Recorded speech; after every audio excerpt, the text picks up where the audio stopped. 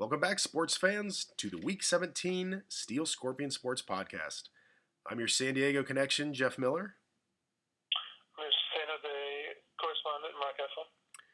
And Mark, welcome back. Merry Christmas, Happy Hanukkah, joyous Kwanzaa to you. Yes, you as well. And we're recording this on Tuesday, so Happy New Year's Eve.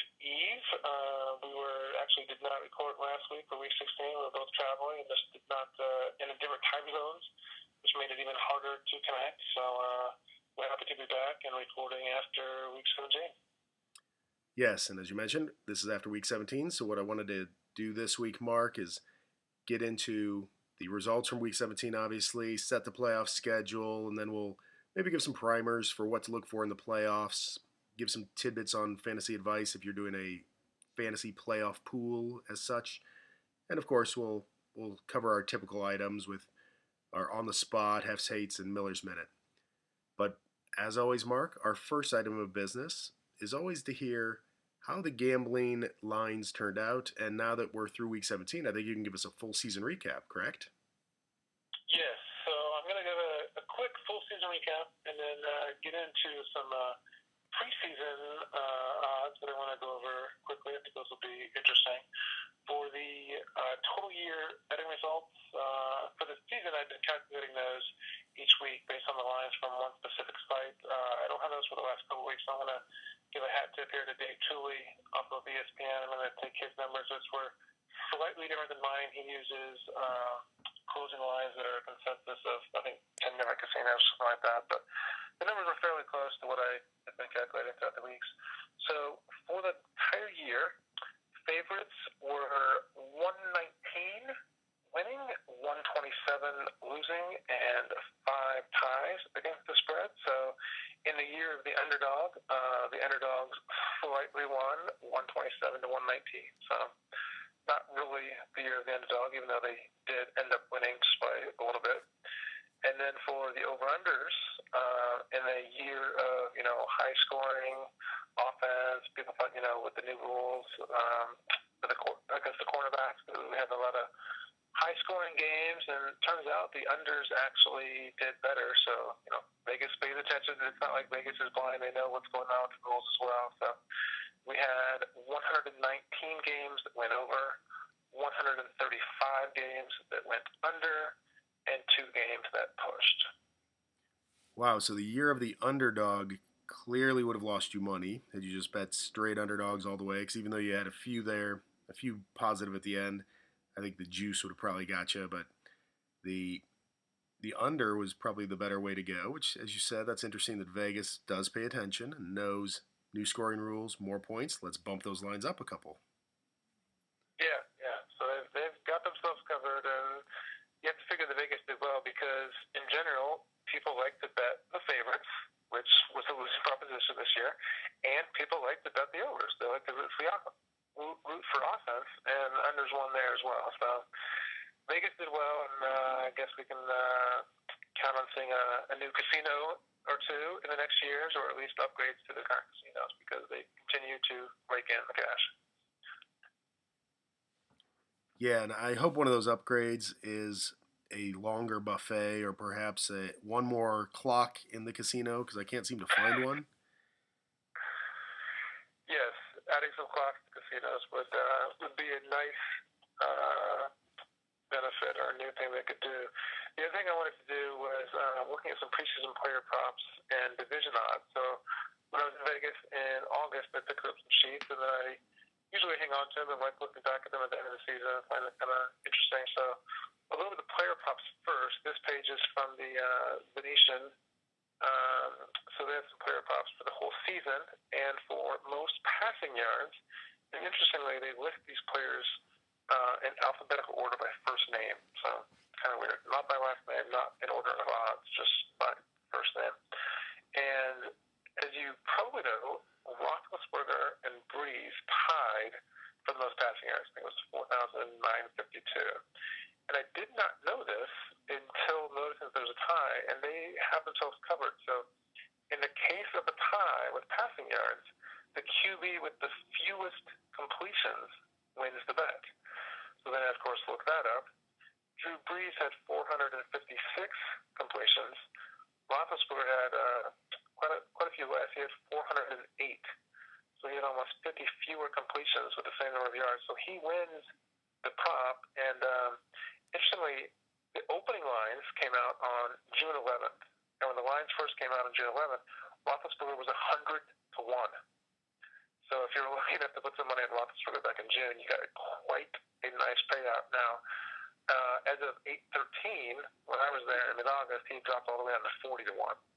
So apparently there had been enough action on him to drop that number. So quite a few people got a good payout. Brees was actually, I think, the favorite because he always throws for 10 yards. He was 7 to 2.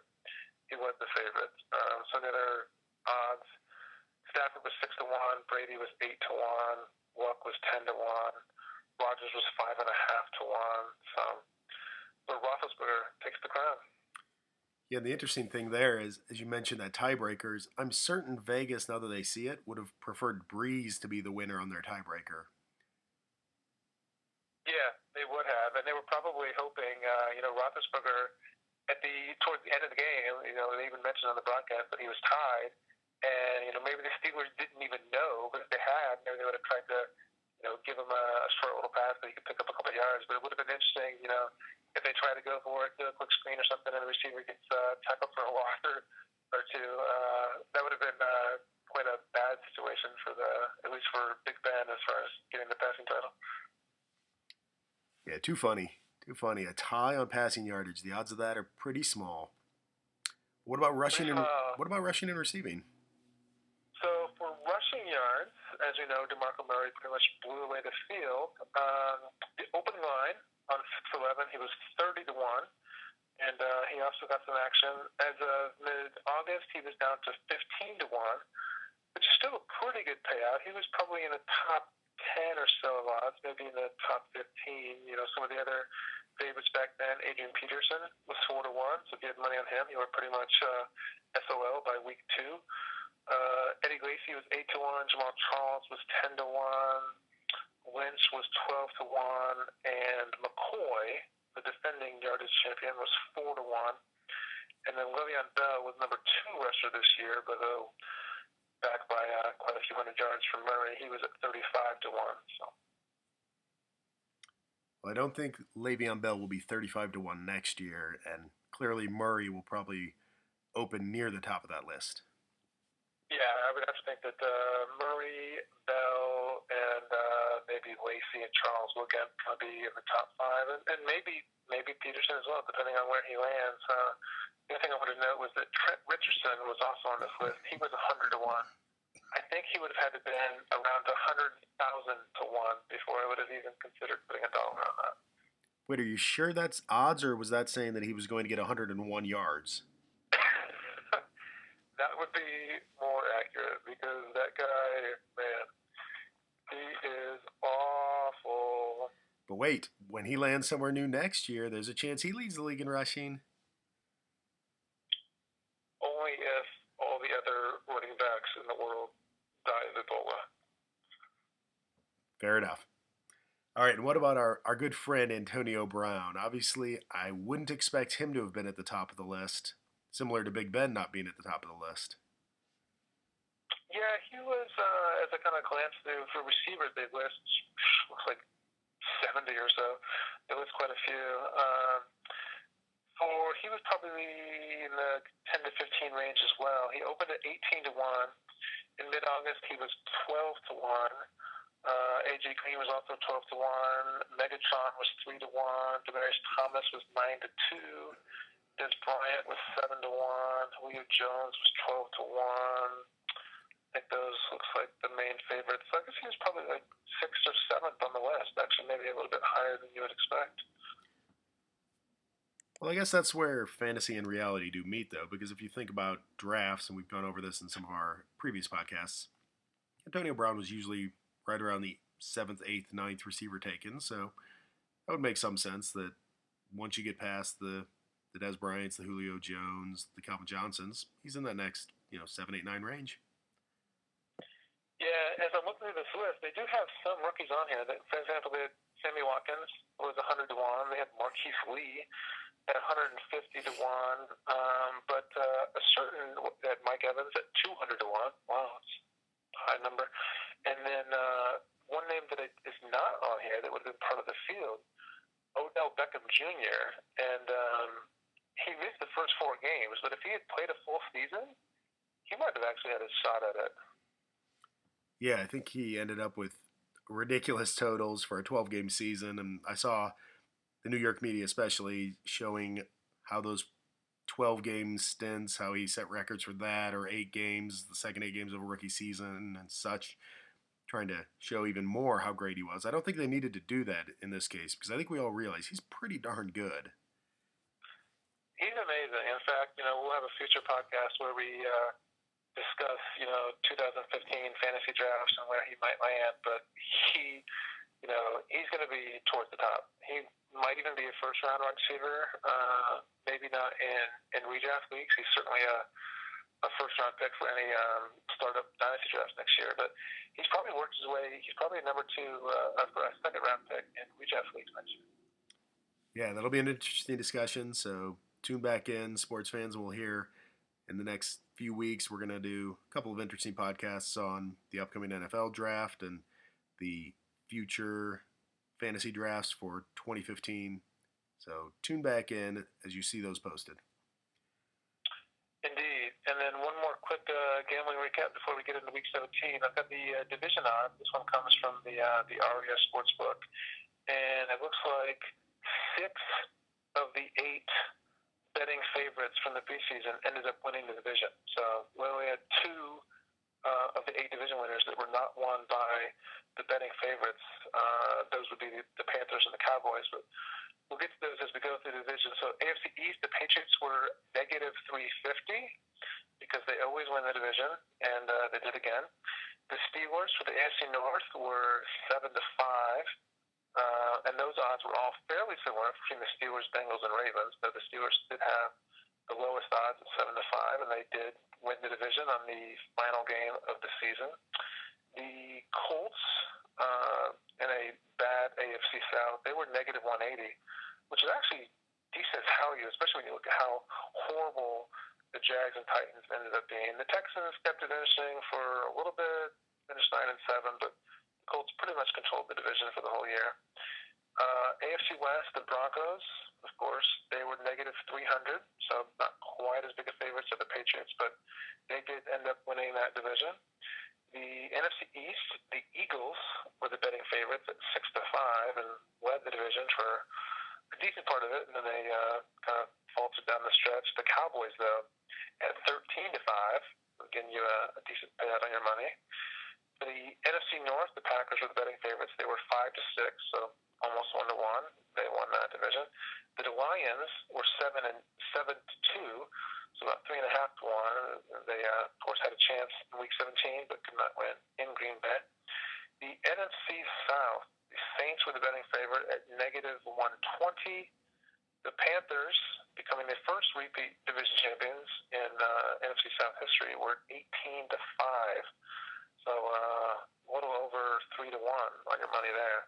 And of course, you would have, by mid-November, you might have even tore up your ticket if you had the Panthers to win the division. So bad on you if you did. They ended up coming back. And then at the NFC West, the Seahawks were even money to win the division with the 49ers close behind at 7 to 5. Cardinals actually were 7 to 1. So in mid-November, you were probably, if you had that ticket, you were probably thinking about how you're going to spend your winnings.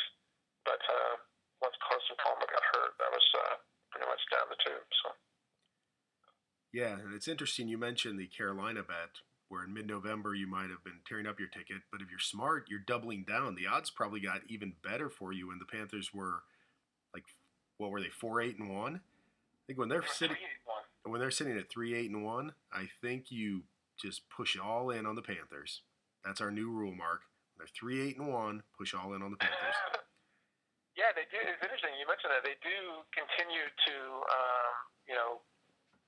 publish those lines where you can continue to bet on division winners throughout the season. And when they were 3-8 and 1, I have to figure that the price was probably at least 20-1 at that point? Well, the only reason I would say it might not have been 20-1 would have been that they were still only a game or two back. They were, but I did see an article recently. I think it was on Grantland when they were 3-7-1 at the time of their bye. I think it was either Grantland or the one 538.com or something. Calculated their odds of winning the percentage at 7.6%. And then they lost their first game after the bye at Minnesota by 18. They lost 31-13 and fell to 3-8-1. So if they were 7.6% before that loss, they probably fell to, 3-4%, something like that after that. And of course, Vegas isn't going to give you, the true odds. If they think it's 5%, they're not going to actually give you 20-1. So maybe they were, 18-1 or something like that. But definitely you could have gotten some value at that point. But at the same time, you probably thought they had no chance. Yeah, it's too funny. And it is great that you mentioned the first repeat winner in the NFC South comes with a losing record. Great division this year. And the best part is we won money on the under win total of a team that ended up winning their division. Yes, that was crazy. And I think we did mention in a previous podcast, if a future self had come back and told us, oh yeah, don't worry, in 2014, the Panthers are going to win the division, we would never have made a bet on the under on their win total. In fact, not only would we have not made a bet on the under, if we have a source from the future saying they're going to win the division, we probably would have gone on the over because the number was 8.5. And you have to figure, well, if they're winning the division, they're probably going to win at least 9 games. That's right, and that's why we hate our future selves sometimes. Exactly. That's the time-space continuum conundrum. Children, do not play with time travel. Screw you, future self. Go away. Yes. Good point. All right, any other gambling tidbits, or are we ready to move on to our Week 17 recap? We are ready to move on to our Week 17 recap. Excellent. Well, obviously, the season is over. We know the playoff teams, the matchups, even the schedules now, both for the playoffs and for next year. So we'll have a discussion on that in a future podcast as well, looking at the breakdown of who plays whom and when. Or not when, but where. But for Week 17, we went into the week mostly knowing the playoff teams. There were a couple of games that were going to have some interest for the last playoff positions. They were the NFC South Championship game, which, as you already mentioned, was the Carolina-Atlanta game that Carolina was able to come out victorious on. And then we had the San Diego Chargers going into Kansas City with a chance to wrap up a playoff spot. If they faltered, Baltimore hosting Cleveland could wrap up a playoff spot. If they faltered, Houston could wrap up a playoff spot with a win over Jacksonville. And then finally, if all of these other teams faltered, Kansas City would have by default beaten San Diego and then made it in. So there was a little intrigue on the AFC side, although I won't say it was a terrible amount of intrigue, and even less on the NFC side. Then we had a couple of division championship games outside of the NFC South. You had the AFC North and NFC North championship games, Green Bay hosting Detroit and Pittsburgh hosting Cincinnati. So, Mark, why don't we start with the discussion of what I found to be the more interesting was the AFC wild card, because there was a chance that a team was going to get in or not. It wasn't a NFC North title game where you're both going to make the playoffs. It's just a matter of who's going to be at home in the playoffs and get a bye. This was San Diego going into Kansas City against a backup quarterback who finds out he's starting on Friday before the Sunday game. San Diego, some injury problems, I'll admit, but all they have to do is come into Kansas City, who has a very small chance of the playoffs and is playing Chase Daniel, and they need to win that game, and they're in the playoffs. And it seems pretty straightforward that they're going to be able to come in and at least compete, right? Well, you think, but this is the Chargers we're talking about, who seem to go on these weird streaks of winning and losing and always being in weird situations at the end of the season. I remember a few years back when they were 4-8 and then won the last 4 games to win the division at 8-8 and get in. And they've had other seasons where they, lost a bunch at the end of the season and ended up not going to the playoffs. The situation here was very weird because you have as you mentioned, the Chargers, Chiefs, Ravens, and Texans all fighting for that AFC 6 seed. So going into those games, the Chargers were in the lead because they were basically just win and you're in. They win their game, they're in. Now, they trailed for a good portion of the game, and at one point, in about a 30-minute window during the second half of those games, all three of the other teams were going to be in the playoffs. Because at one point, the Chiefs were leading the Chargers, and then the Ravens were losing to the Browns, and the Texans were losing to the Jaguars. So if it holds at that point, the Chiefs are in. The Chiefs continued to lead and ended up winning, but they were in a situation where they needed help.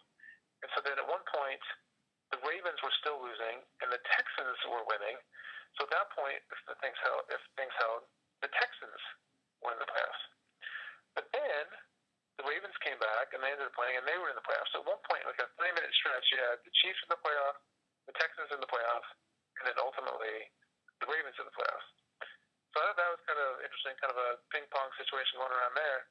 And I thought it was very strange how the Ravens struggled. They're playing at home, knowing that if they win, they need the least help of anybody. They just need one other result to happen, and they needed a road team to lose, which is certainly possible. And yet they really, really struggled at home against the Browns team starting Connor Shaw. What happened there? Well, this is the Browns starting their rookie QB. We've heard all this talk about the Browns and their rookie QB all year, so it finally came to fruition, right? Yeah, except it was a different rookie QB than one you're the unnamed one that we won't mention that you're referring to. Oh, And by him starting, I think it was officially the 93rd different starting QB the Browns have had in the last 10 years or so. that's very good math by you. I guess I was confused. I thought that was the rookie quarterback that everybody was chanting names of all season. They wanted to see the rookie QB get more playing time, so they did. I thought Connor Shaw acquitted himself fine. He completed some passes, which some unnamed other rookie QBs for Cleveland may not have been able to do. So he was, he was not terribly impressive, but he was semi-competent. Isn't that about all you can hope for from your third stringer? But I did think you were right. Yeah. It was crazy that Baltimore. You would have figured they'd come out and say, "Listen, we got this rookie out there, his first game action. Let's just go lambaste them, throw exotic blitzes at them. Let's get them behind by a couple scores early, and we'll coast. And then we'll just see what happens in the other game."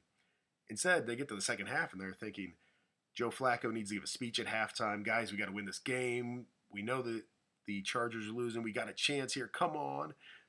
You don't think you should have to have that speech when you're in a basically play-in game or a game where you control most of your destiny. So that was odd that Baltimore struggled so mightily with Cleveland.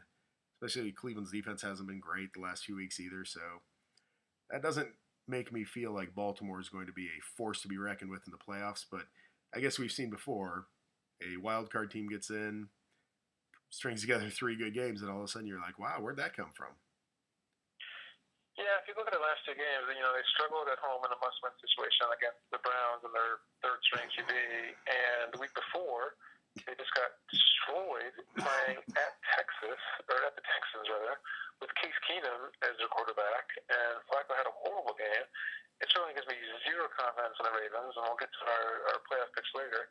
But, I would not give them any chance against the Steelers playing in Pittsburgh, except, now they're saying there's a decent chance that Le'Veon Bell may not play, and they must be regretting having cut LeGarrette Blount at this point, because if they still had him, you wouldn't feel as bad. He's a battering ram. You could put him in there, get him 15 carries, and then just rely on the passing game. But if Bell can't play, they're down to 2 rookies named Josh Harris and Dree Archer, who I think have maybe a combined 10 carries on the season. And that's why I heard today that they're bringing in Ben Tate, who was cut by the Browns and then cut by the Vikings. So, he may not have much juice left in the tank, considering that 2 of the teams have already cut him. But they're in a desperate situation. Now, I still think the Steelers will win at home against the Ravens, but the Ravens seem to be probably, I would say the worst playoff team in the field. So we have a losing team from the NFC, but kind of a weird situation.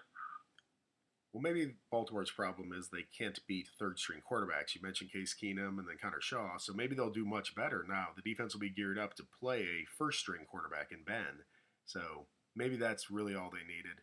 Let's also not forget Haloti Ngata will be back this week, so the defense will get a little better. That's not going to help in the coverage as much, but the pressure up front and the run stopping ability will be there, so maybe that will cover some of the sins on the back end.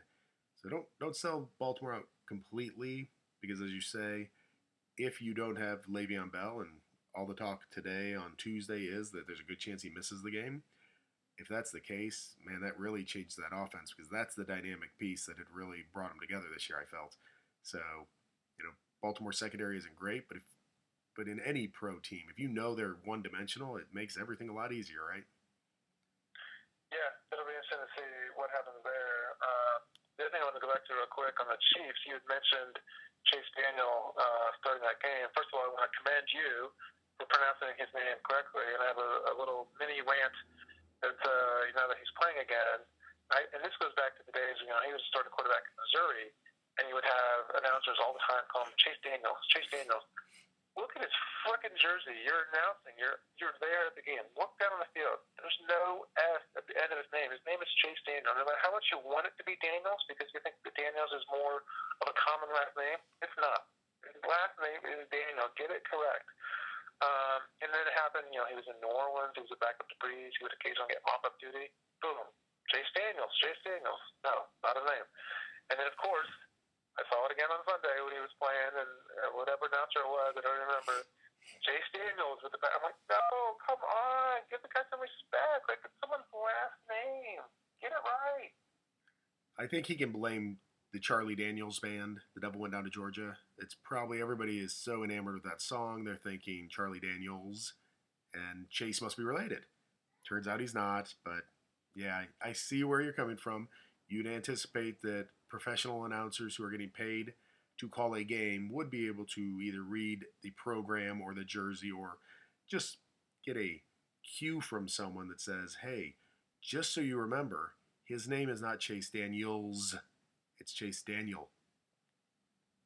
Yeah, and the other interesting thing from that game, of course, we know that the Chiefs have gone the whole season with no touchdowns from their wide receivers. And there was a point, I think it was in the second half, where Chase Daniel had a pass to Dwayne Bowes. Oh, wait, I added an S. His actual last name is Dwayne Bowe. So he had a pass to Bowe, who took it to the goal line, and then at first they called it a touchdown right there. But then the ball had actually popped out as he's kind of like going down and down. The ball is, popping out as it's about to cross the goal line. It popped out. Travis Kelce picks it up. They review it and say, no, it was a fumble, and they give the touchdown to Kelce. So they were this close to actually having a receiving touchdown on the season, but did not get one. So they go the whole year without a single touchdown from the wide receivers, which I think is something we may never see again, especially in the passing offenses that we see today. People have mentioned that they should have taken a wide receiver back in the first round of the draft. They said that took I think D Ford out of Auburn, who I don't think did a whole lot this year. I never remember ever hearing his name anytime I watched a Chiefs game. And they passed on Kelvin Benjamin because they have him. You'd have to think they're going to take a wide receiver in this next year's draft. But do you think we'll ever see this again, where a team goes an entire season without a touchdown from the wide receivers? I can't believe we'll see it again, as you mentioned, with all the new rules in the NFL, the pass-happy offenses, and just the fluke nature of it. That there will be, even if you're a team that runs all the time, at some point there'll be a play-action pass called, and a DB will slip, and your wide receiver will get behind him, and it'll be an easy throw, even for a bad quarterback, and he'll lob one up, and a receiver will run under it and score. And I did find it quite humorous that they didn't score, but that they almost scored with their backup quarterback. You would have had Alex Smith go the entire season without connecting with a wide receiver for a touchdown, and then Chase Daniel almost did in less than a game. Now, unfortunately for Dwayne Bowe, he couldn't hold on to the ball for that last 6 or 7 inches, and then it became a tight end touchdown. Too bad. Yeah, I thought that was just quite comical. All right, well, I think we covered the AFC playoff picture pretty well there with the wild card, and I did find it great, like you said, that there was a 30-minute stretch where every team that was eligible was